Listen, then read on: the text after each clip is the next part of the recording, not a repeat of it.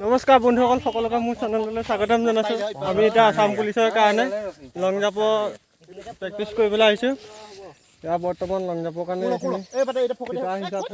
এইফালে বালি দিবলৈ আহিছে। এইখিনি এয়া বালি আনিছে লং জাম্পৰ কাৰণে। এই দুজনে এয়া কোৰাক খান্দিবলৈ শিকাইছে এজনক।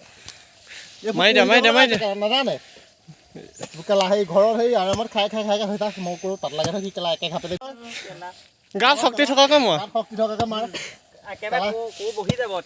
জুতিয়ে খাবলৈ দিয়া নাই।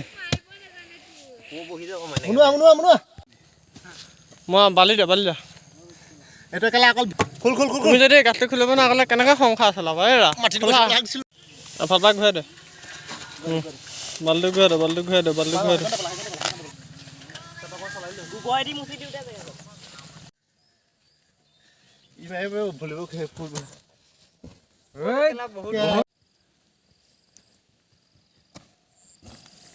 এক্সিলেণ্ট মাৰি দিছে এজন আমাৰ বেজগাঁৱৰ যুৱক।